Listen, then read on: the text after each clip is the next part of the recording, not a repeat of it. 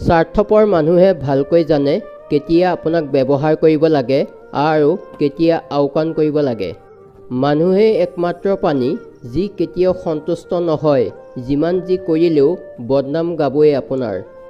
শিক্ষিত হৈ যদি ভুলক ভুল আৰু শুদ্ধ শুদ্ধ বুলি কোৱাৰ সাহস নাথাকে, তেন্তে আপুনি সমাজৰ বোজাৰ বাহিৰে একো নহয়।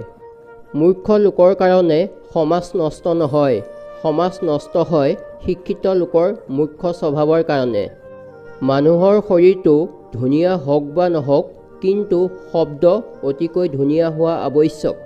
কাৰণ মানুহে চেহেৰা পাহৰিব পাৰে, কিন্তু মুখৰ শব্দ কেতিয়াও নাপাহৰে। দুখ কষ্টবোৰ মানুহৰ জীৱনত সদায় নাথাকে, কিন্তু কষ্টৰ সময়ত আনে কৰা ব্যৱহাৰবোৰ চিৰজীৱন মনত থাকি যায়। ঠাণ্ডাৰ দিনত যি ৰ'দক মানুহে ইমান ভাল পায়, গৰমৰ দিনত সেই ৰ'দকে মানুহে তিৰস্কাৰ কৰে। গতিকে মানুহৰ ওচৰত আপোনাৰ তেতিয়ালৈকেহে মূল্য থাকিব যেতিয়ালৈকে আপুনি তেওঁৰ প্ৰয়োজন হ'ব। কিছুমান মানুহৰ লগত তৰ্ক কৰাতকৈ মনে মনে তেওঁৰ কথা শুনি থকাই ভাল। কাৰণ যিয়ে একমাত্ৰ নিজৰ কথাটোৱে শুদ্ধ বুলি ভাবে, তেওঁ কেতিয়াও কোনো পধ্যেই আনৰ কথা সত্য বুলি মানি নলয়। মানুহে সন্মুখৰজনক আৰ্থিকভাৱে দুৰ্বল যেন দেখিলেই ব্যৱহাৰ আৰু কথাৰ সুৰ সলনি কৰি পেলায়। এটা কথা মনত ভৰাই লোৱা, স্বাৰ্থপৰ মানুহবিলাক কেতিয়াও বেছি দিন কাৰোবাৰ প্ৰিয়জন হৈ থাকিব নোৱাৰে। মাত্ৰ এটা ভুল কৰি চোৱা, মানুহে তোমাৰ আগৰ সকলো ভালখিনি পাহৰি ভুলৰ বদনাম গাই থাকিব। আপোন হ'বলৈ তেজৰ সম্পৰ্ক নালাগে। সুখৰ সময়ত কাষত থাকক বা নাথাকক, দুখৰ সময়ত কাষত থাকি সাহস দিয়াজনে প্ৰকৃত আপোন। মনত ৰাখিবা, পানীতকৈ চাহৰ মিঠা বেছি, তথাপি পানীহে পিয়াহ গুচাব পাৰে। গুণতকৈ ৰূপৰ জিলিকনি বেছি, কিন্তু গুণেহে মানুহক মহান কৰে। নতুনক পালে পুৰণিবোৰৰ প্ৰতি গুৰুত্ব এনেও কমি যায়, লাগিলে সেয়া কাপোৰেই হওক বা মানুহেই হওক। যিটো তুমি আনক দিবা সেইটো তুমিও ঘূৰাই পাবা, সেয়া সন্মানেই হওক বা কষ্ট।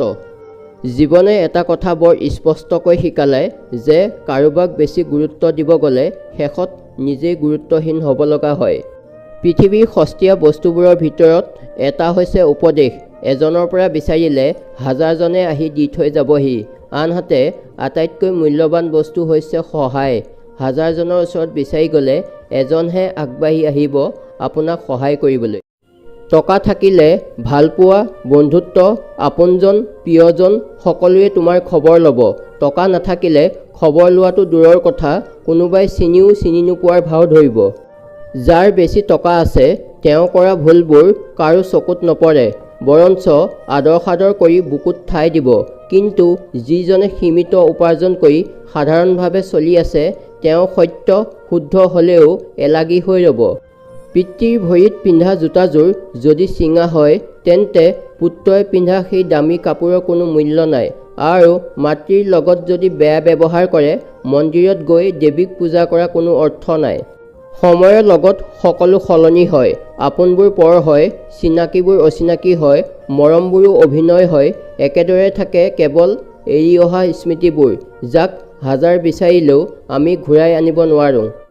যি সম্পৰ্কই মানসিক যন্ত্ৰণা দিয়ে, অশান্তিৰ সৃষ্টি কৰে আৰু অসন্মানিত কৰে, সেই সম্পৰ্ক জীৱনৰ পৰা মুচি দিয়া উচিত।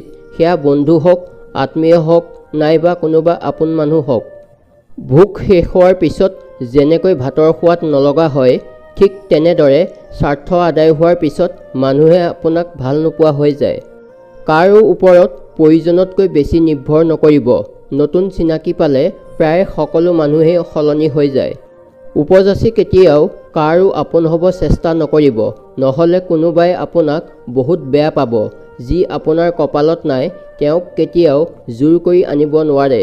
যিয়ে আপোনাক নিজৰ আপোন বুলি ভাবি আঁকোৱালি ল'ব, তেওঁ কেতিয়াও আপোনাৰ বেয়া হোৱাটো নিবিচাৰে। সময় তেওঁলোকক দিয়ক, কথা তেওঁলোকৰ লগত পাতক। যিয়ে সময় উলিয়াই আপোনাৰ খবৰ লয়, তেওঁলোকৰ লগত নহয়, যিয়ে সময় পালেহে আপোনাৰ খবৰ লয়। সম্পৰ্ক এটাৰ মূল্য তেতিয়াহে বুজা যায় যেতিয়া সম্পৰ্কটো শেষ হৈ যায়। মান অভিমান, কাজিয়া, হাঁহি কান্দোন, সুখ দুখবোৰ কাৰ লগত ভগাই ল'ব। যদিহে সম্পৰ্কটোৱে নাথাকে, এটা ভাল সম্পৰ্ক গঢ়িবলৈ বহুত সময় প্ৰয়োজন হ'ব পাৰে। কিন্তু শেষ হৈ যাবলৈ বেছি সময় নালাগে। সময় থাকোঁতেই সম্পৰ্কবোৰক মূল্য দিয়া উচিত, তেতিয়া সম্পৰ্কবোৰো ধুনীয়া হৈ থাকে, ভাল লাগে, হাঁহি এটি ওলমি ৰয় দুই ওঠত আপোনা আপুনিকৈ। তোমাক যদি কোনোবাই পিছফালৰ পৰা সমালোচনা কৰিছে, তেন্তে কৰি থাকিবলৈ দিয়া, সিহঁতক বুজাবলৈ নাযাবা, মিছাতে সময়হে নষ্ট হ'ব। তাতকৈ নিজৰ কাম কৰি যোৱা। এদিন যেতিয়া সফল হ'বা, তেতিয়া দেখিবা এদিন পিছফালৰ পৰা তোমাক সমালোচনা কৰা কেইটা আজিও তোমাৰ পিছতে পৰি ৰৈছে। ধন্যবাদ।